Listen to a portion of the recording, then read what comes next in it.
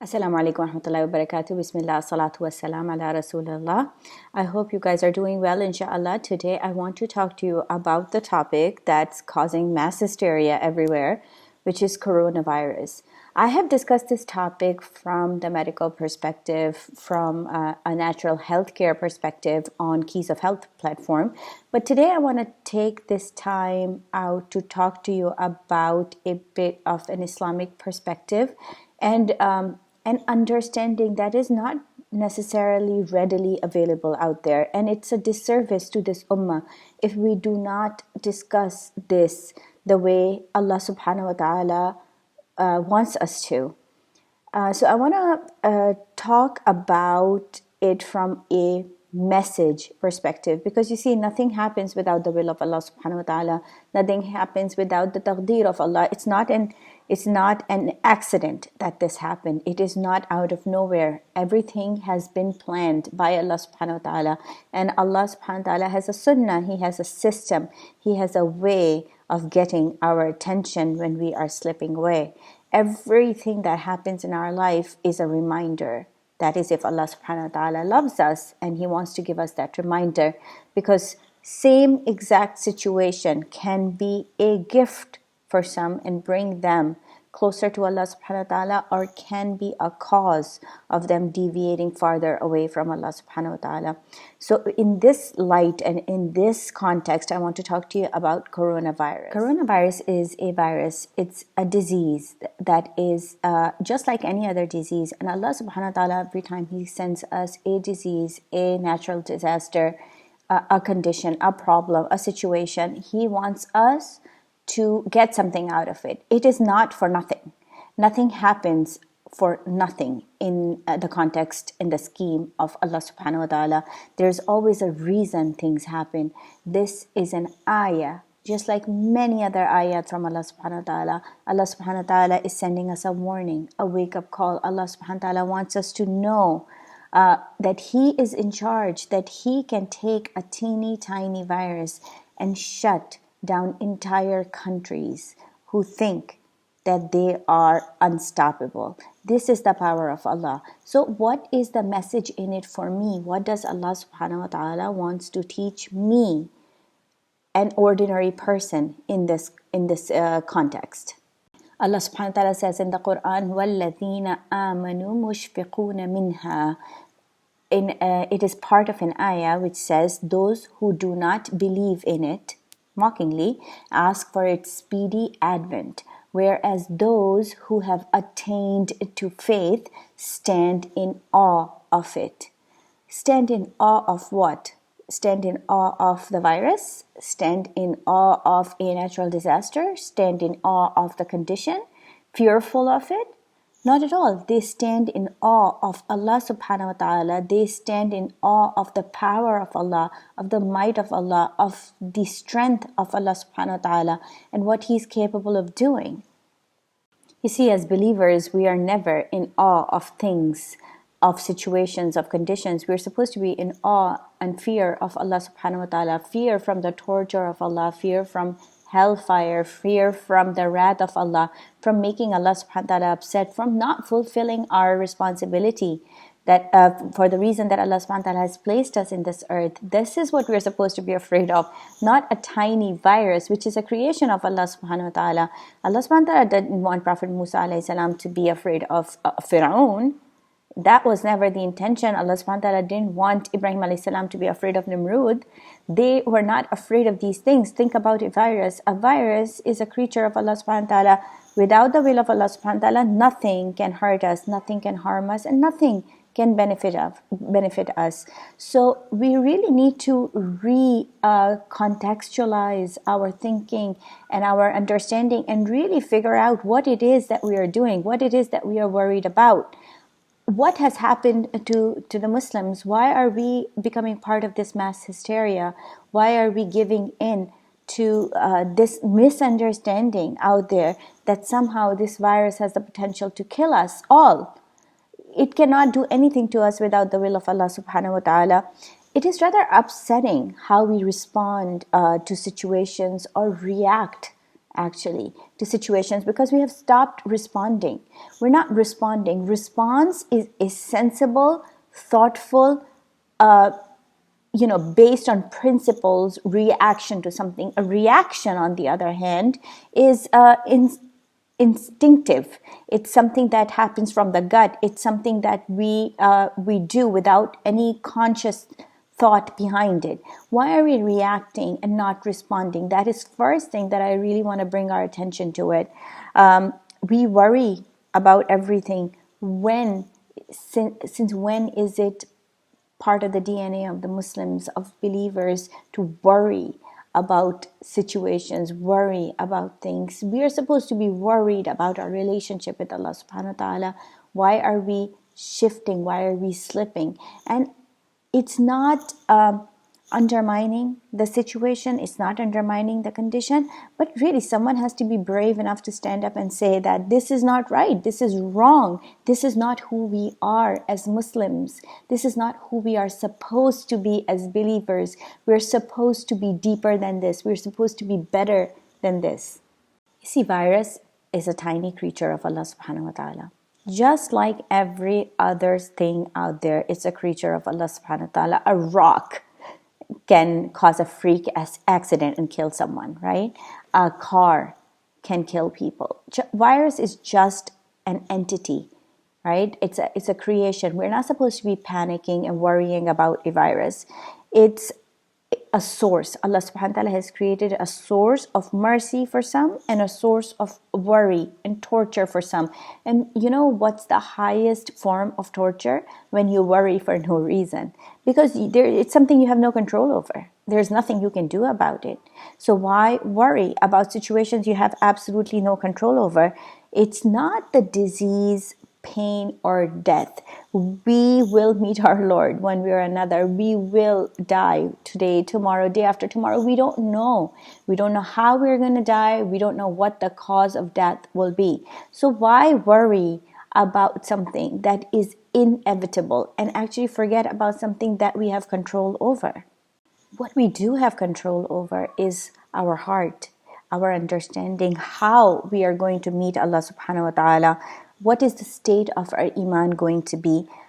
What are we going to say to Allah subhanahu wa ta'ala when we meet Him? What did we do with the life, with the gift of life that He gave us? Did we spend it worrying?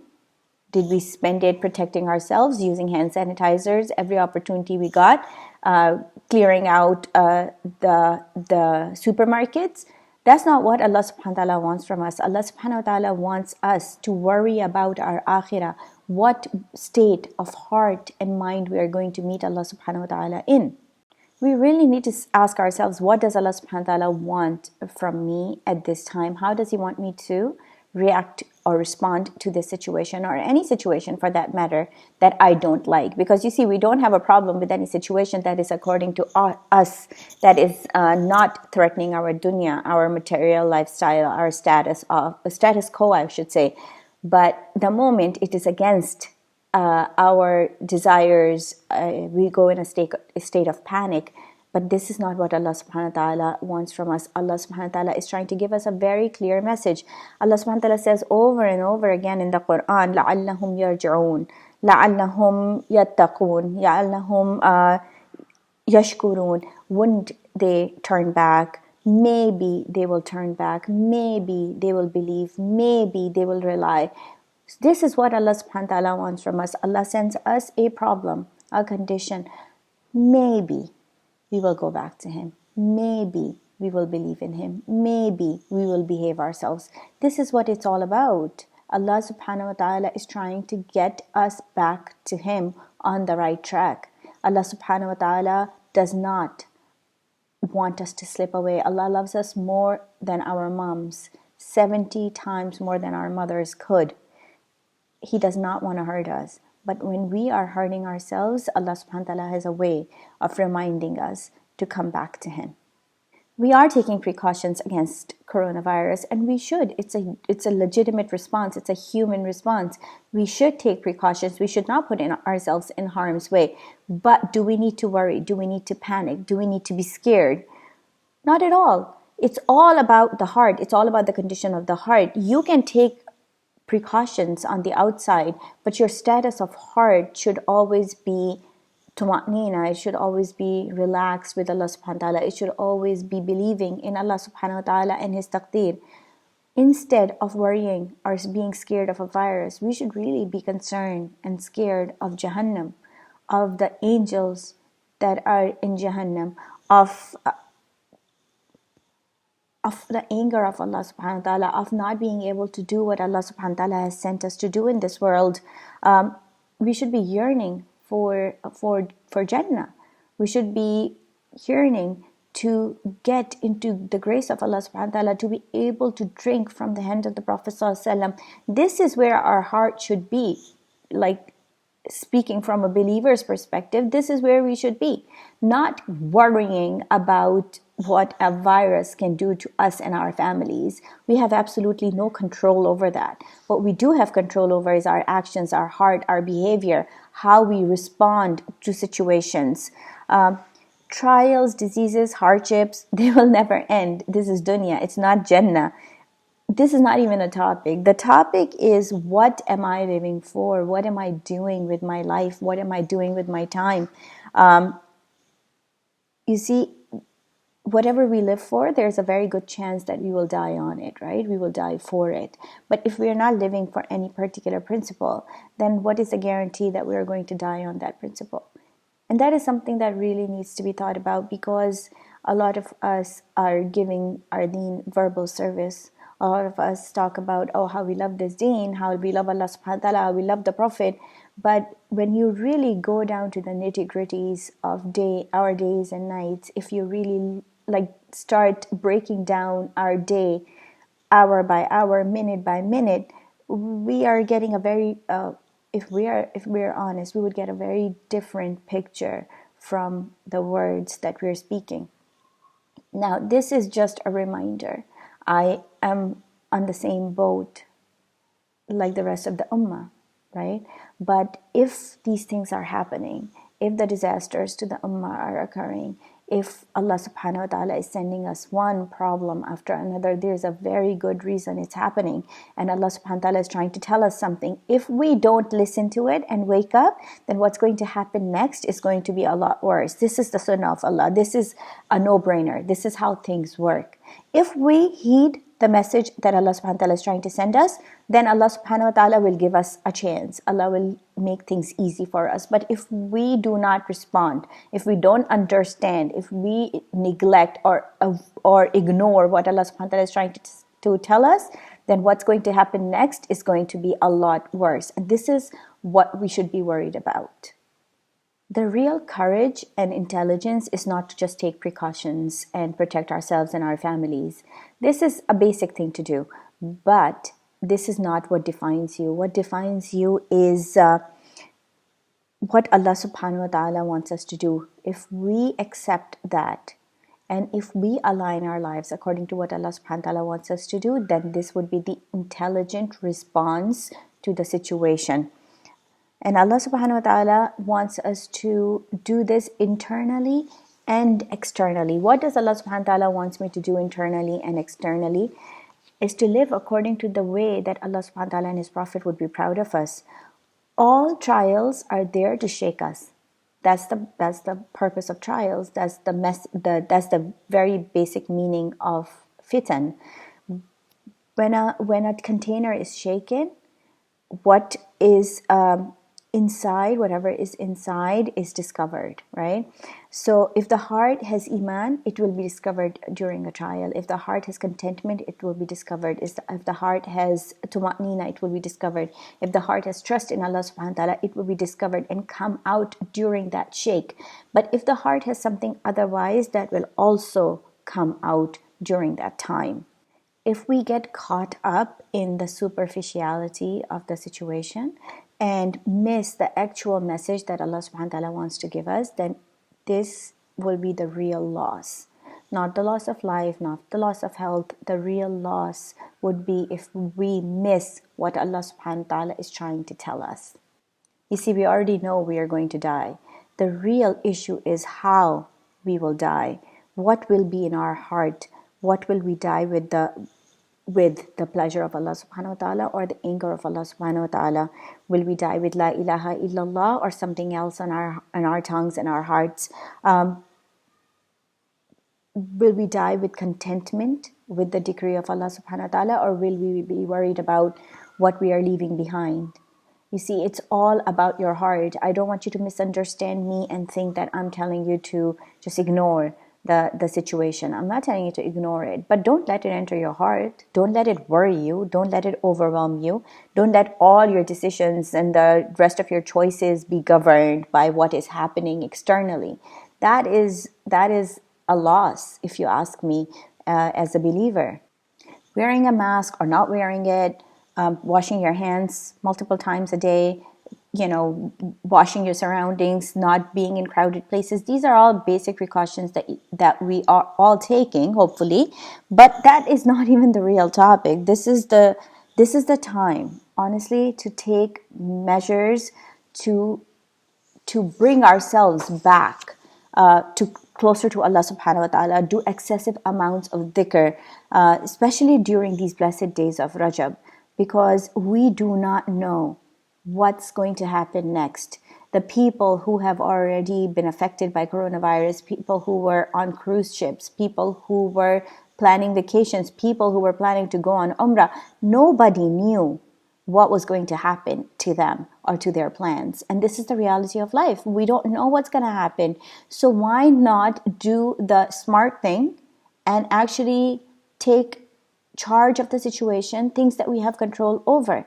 Make sure that we are in a state that is pleasing to Allah subhanahu wa ta'ala. Make sure that we are preparing ourselves to meet Allah subhanahu wa ta'ala. Do enough dhikrullah, read Quran, do a lot of dua, do good deeds, do a lot of charity. We never know who is next. We never know what can happen at any given time. And if this situation does not let us know about the vulnerability of our lives and our situation, then I don't know what will. And that can be really scary if we ignore that and keep ourselves busy with our lives instead of worrying about what Allah subhanahu wa ta'ala wants from us. Set priorities. Don't let anyone distract you. Trust me, nobody is worth it. Beg Allah subhanahu wa ta'ala to let you be for Him and Him alone. Don't worry about anything except making Allah subhanahu wa ta'ala happy with you. Worry about the right things in life. Worry about making Allah subhanahu wa ta'ala upset. Just don't do things that will bring the anger of Allah subhanahu wa ta'ala. Find out things that bring the pleasure of Allah subhanahu wa ta'ala. And two of the things that really, really bring the pleasure of Allah subhanahu wa ta'ala is elevating the name of Allah subhanahu wa ta'ala, doing da'wah as much as you can by setting the role model, even if you go against the grain of society, even if you go against what everyone else is doing, because this is the real mujahada. And the second thing that really, really brings the pleasure of Allah subhanahu wa ta'ala is alleviating the suffering of others. Alleviate the suffering of people in your communities. If you do that, you will see the real barakah of Allah subhanahu wa ta'ala in your lives. And the last thing I want to say is that this virus is nothing new. What is the difference between virus, fire, floods, volcanoes? Nothing. They're all reminders. They're all things that happen to cause inconvenience to our lives, to make us realize that we are not here as permanent residents. We are here as temporary residents, and we are going back to Allah subhanahu wa ta'ala. So please, my brothers and sisters, do not miss the real message of coronavirus. The real message is not to panic, not to worry, not to be fearful of a tiny virus, but to remember that Allah sent this virus for a reason. Allah subhanahu wa ta'ala is telling us that we are very temporary in this world. Nothing is certain, nothing is permanent. We are here for a very short time, and we better make good use of this time. Inshallah, I hope that I have conveyed what is in my heart to you in a way that is clear. May Allah subhanahu wa ta'ala allow us to gain the real message of from this situation and go back to Him subhanahu wa ta'ala. May Allah subhanahu wa ta'ala forgive our shortcomings and allow us to really, really live this life as believers, inshaAllah. Wassalamu alaikum wa rahmatullahi wa barakatuh.